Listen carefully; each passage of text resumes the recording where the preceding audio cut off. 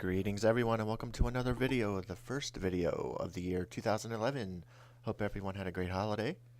In this video we will be taking a look at Heroic Violet Hold. Pretty simple dungeon really. And I'm gonna just fast forward through a lot of the junk mobs and everything here. This is a very easy dungeon. Basically there are a total of 18 portals, all of which open one at a time. And you just basically go around and kill all the dragonkin that come out of the portals. The exception is on the 6th, and I believe it is the 12th portal, you will get one of 6 random bosses, which you'll see later on in this video. I'll show you 2 of them that we got on this particular run. The strategy for me, as usual, is to keep Life Bloom on the tank and keep everyone up health-wise with either rejuvenation or regrowth or healing touch. And there you see I popped tranquility there just to get caught up a little bit. I said in my last video, if you remember, that I would be doing Cataclysm dungeons. I still plan on doing that sometime in the not so distant future. I've done pretty much all of the dungeons in regular. They've actually been pretty hard, but I want to catch some footage of heroics, the heroic versions of them that is, when I get that far. You'll see the first random boss we encounter on this run is Kharam. Kharam is basically made of water. When she comes out, she'll put a protective shield on her, which isn't too entirely hard to get off of her. Just a couple hits and that's pretty much the end of that shield. You'll see here when her shield does explode though, that it does knock everybody back and does fairly substantial amount of damage. So as a healer, you'll definitely want to keep an eye on that and be sure to heal for that once that happens. And the droplets do come towards her and they do heal her for a tiny little bit whenever they get to her. Not really all that much though. It really doesn't do her any favors. You can kill them if you want, but bear in mind that you will get knocked back and take some damage in doing so. She'll explode like this about 3 times, sending the little goblets of water out. As a healer, again, just be prepared for anybody that decides that they want to kill one and gets knocked back, so you can be right there to heal them and keep them up with health and everything. Also, when she explodes like that, it gives you a little bit of time to get caught up on healing, as the droplets don't particularly move all that fast, and again, they don't really do a whole lot.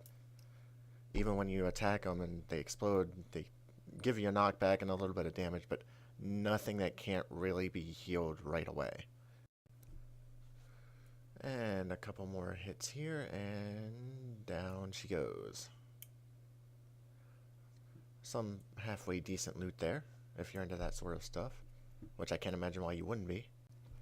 The good thing about the bosses in this dungeon is it does give you a little bit of time to get caught up on the healing and everything before they start in with the portals again. And of course, kind of fast forward through those a little bit so as not to bore you too much. This dungeon is pretty straightforward overall, but I will have to say that it's probably one of the more enjoyable dungeons that I've done in this game with multiple characters that I've been. Even healing, it's actually really fun because you don't have to worry about your healing spells getting aggro or anything like that. You just basically go in and do your healing thing and just have fun. We should be coming up to the next boss here in just a few minutes here. And this particular one, I'm going to see if I can pronounce the name right, Zuramat, the Obliterator. And basically Zuramat is a giant void walker. That's pretty much what he is. So obviously a lot of shadow damage on this one. He does hit the party with a spell called Shadow Bolt Volley every couple of seconds. Does a little bit of damage, does fairly significant amount of damage. So as a healer, you'll definitely want to keep an eye out for that. You'll also see here that he also puts up some void sentries, which I gotta be honest are pretty much completely useless. It's like the guy that comes in at work every day and nobody quite knows what his job is. Yeah, like that. They may as well not even really be there, to be honest with you. They do nothing in the fight except basically create a minor annoyance. And a couple more hits here, and he will be pretty much done and in the bag.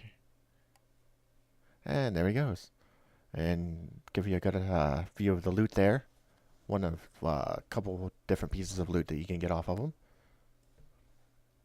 And going to kick it into fast forward again, because the portals are picking up. More dragonkin. Oh yay.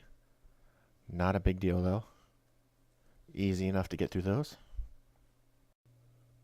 You'll see that I get clear casting quite a bit. Mainly I get this from just refreshing the life bloom on the tank. For those that don't know what life bloom does exactly, basically it allows Omen of Clarity for a Resto Druid, and the clear casting state reduces the mana of your next healing spell by 100%. So basically it's to give you free heals, which is pretty awesome and certainly helps with mana management in a rather significant way, to say the least.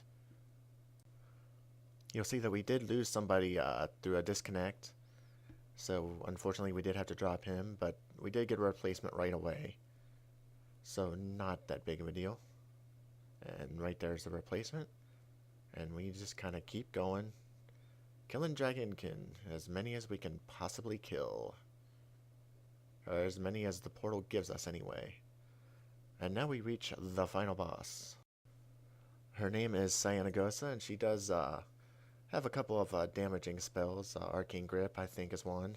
She does do a melee attack that can do a fairly significant amount of damage to your tank, so as a healer you'll definitely want to keep your eye out for that.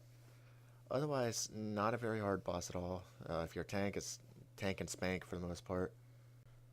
And as a healer, basically same strategy as the rest of the dungeon. Just keep life bloom on the tank and heal up everybody else. Sometimes, in fact most of the time, I like to put rejuvenation and swiftman on one of the melee DPSs up there. That basically keeps everybody up there, you know, keeps them healed up and everything.